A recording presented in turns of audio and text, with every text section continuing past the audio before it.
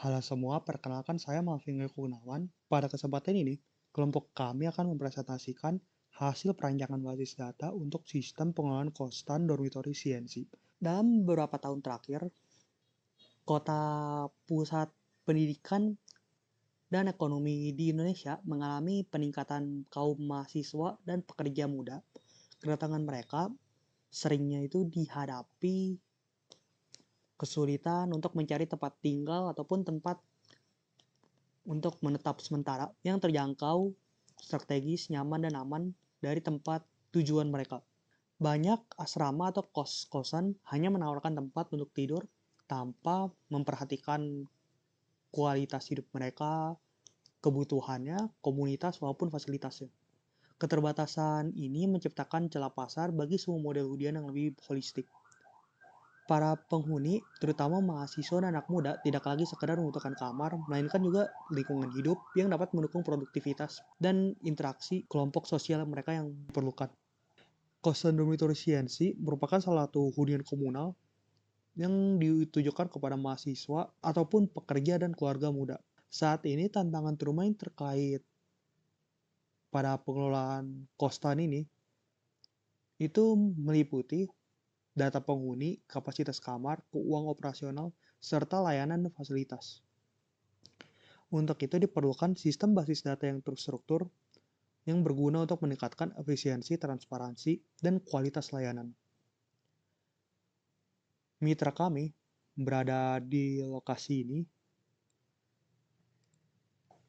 Kebutuhan utama mitra adalah adanya basis data terstruktur, sumber data kami untuk mengelola informasi ruang, lantai, penghuni, serta transaksi sewa dan histori penempatan kamar.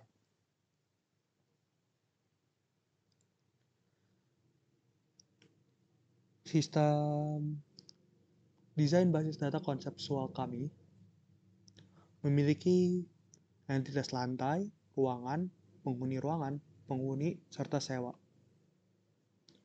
Entitas ruangan memiliki atribut berupa primary key, yaitu nomor ruang, ID lantai sebagai foreign key, memiliki atribut harga dan status. Entitas lantai memiliki primary ID lantai dan atribut nomor lantai. Entitas sewa memiliki ID sewa, atribut ID P yang berarti ID penghuni yang berupa foreign key. Memiliki juga tagihan dan status pembayaran penghuni. Entitas penghuni memiliki primary key IDP, atribut nama. Entitas penghuni ruangan memiliki atribut foreign key nomor ruang dan ID P yang berupa foreign key dan tanggal masuk semua penghuni. Nah, terlihat pada IRD kami, jadi hubungan antara lantai dengan ruangan yaitu one to many. Satu lantai dapat memiliki banyak ruangan. Dari sewa ke penghuni yaitu one to one. Setiap penghuni memiliki satu transaksi sewa yang aktif atau setiap transaksi sewa hanya dimiliki oleh satu penghuni. Penghuni ke penghuni ruangan yaitu zero to one. Dari seorang penghuni bisa tidak sedang menempati ruangan atau menempati satu ruangan. Namun setiap data pada tabel penghuni ruangan hanya terkait dengan satu penghuni. Penghuni ruangan dengan ruangan yaitu one to many. Satu ruangan dapat memiliki tidak ada atau banyak riwayat penghuni. Nah, seperti yang dilihat pada tabel ini juga, ini ada lagi hubungan kardinalisme. Oke, lanjut ke teman saya deh. Selanjutnya, saya akan menjelaskan desain basis data logis. Sebelumnya, perkenalkan nama saya Deva Maturnegulo dengan NIM 535250042. Yang pertama, kita dapat melihat ada tabel penghuni yang pertama, terus yang kedua ada tabel underscore sewa, terus yang ketiga ada tabel underscore ruangan, dan keempat ada tabel underscore sewa yang diperbaiki. Di dalam tabel underscore penghuni terdapat ID underscore penghuni, nama underscore penghuni, nomor underscore HP. dan email. Pada ID underscore penghuni terdapat ID penghuni atau nomor penghuni dan berfungsi sebagai identifier unik atau pengenal tunggal untuk setiap penghuni dalam sebuah sistem basis data. Pada nama underscore penghuni terdapat nama-nama penghuni yang berkos di dormitory CNC. Nomor underscore HP dan email berisikan 0 karena nomor HP dan email penghuni tidak tertera.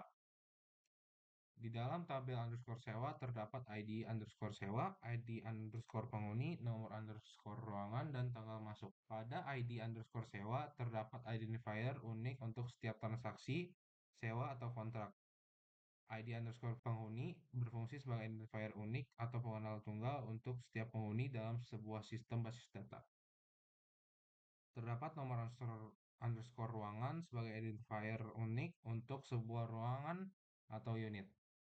Dan terdapat tanggal masuk sebagai kapan tanggal masuk penghuni atau tanggal di mana penghuni memesan kamar pada kos dormitory CNC. Tabel ruangan terdapat nomor underscore ruangan, lantai, harga, dan status. Pada nomor underscore ruangan terdapat nomor ruangan penghuni yang sudah ditempati maupun tidak ditempati. Lantai berisikan lantai dari setiap nomor ruangan sebagai tanda bahwa penghuni berada di lantai berapa. Terdapat harga pada tabel underscore ruangan sebagai biaya yang sudah disediakan oleh pemilik kos serta fasilitas yang sesuai dengan biaya tersebut. Dan terdapat status pada tabel underscore ruangan sebagai tanda bahwa kamar tersebut tersedia atau tersedia untuk dihuni. Tabel underscore sewa yang diperbaiki terdapat ID underscore sewa dan status.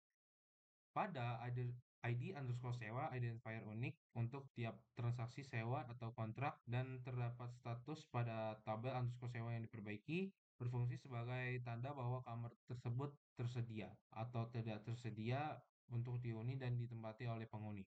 Desain basis data ini telah dinormalisasi sampai tabel mencapai normal ketiga. Semua atribut selain primary key sudah bergantung pada primary key. Ketergantungan parsial atau transitif sudah diperbaiki untuk mengurangi redundansi data. Sekian dan terima kasih. Perkenalkan, saya Randa Sipen dengan NIM 5352534 dari kelas A dan juga kelompok 1 database.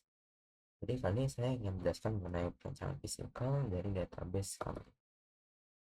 Jadi yang pertama ada tabel lantai. Tabel lantai ini memiliki atribut ID lantai yang berdata number, juga merupakan primary key. Lalu ada nomor lantai yang berdata number. Selanjutnya ada tabel ruangan. Ruangan ini ada atribut nama ruangan yang merupakan varchar 2 dan juga berjuga primary key. Lalu ada ID lantai yang bertipe data number dan juga referensi ke foreign key ID lantai di tabel lantai. Ini ada harga yang bertipe data number dan juga status yang bertipe data varchar 2. Ini ada tabel penghuni. Tabel penghuni ini ada atribut ID penghuni yang merupakan tipe data number dan juga primary key. Lalu ada atribut nama yang bertipe data varchar 2. Selanjutnya ada tabel penghuni ruangan yang memiliki atribut nomor ruangan bertipe data varchar 2 dan juga referensi ke atribut nomor ruangan di tabel ruangan. Ada ID penghuni ini juga foreign key juga referensi ke tabel penghuninya. Lalu ada tanggal masuknya data date. Ini ada tabel sewa. Sewa ini ada ID sewa. ID sewa ini tipe data number. Cuman ini dibuat kayak biar selalu nambah satu otomatis, jadi kita nggak perlu masukin manual. Ini jika ada ID penghuni ini foreign key yang referensi dari ke table penghuni. Selanjutnya ada atribut tagihan bertipe data number dan juga status bertipe data varchar 2. Selanjutnya saya akan menjelaskan tentang DML-nya. Untuk DML-nya ini ada kita masukin buat tabel lantai ini ada 1, 2, 3, dan 4 ya. Buat tabel lain nomor lantai ada 1, 2, 3, dan 4. Untuk ini buat ruangannya, ini ruangan ini dari tiap lantai itu ada dari A sampai dengan A setiap lantainya. Bisa lihat ini ada outputnya juga ya. Terus ini saya masukkan buat penghuninya. Ini ada berapa? Ada 20, total 26 penghuni. Untuk outputnya bisa seperti ini. Ada masukan data penghuni ruangan. Ini berisikan kayak nomor ruangan, terus juga tanggal masuknya dan juga di penghuninya. Untuk datanya bisa lihat di sini. Ini ada sewanya untuk mengisikan informasi tentang sewanya, apakah sudah atau belum. Untuk datanya juga bisa lihat di sini. Oke, sekian untuk data perancang fisikalnya. Terima kasih.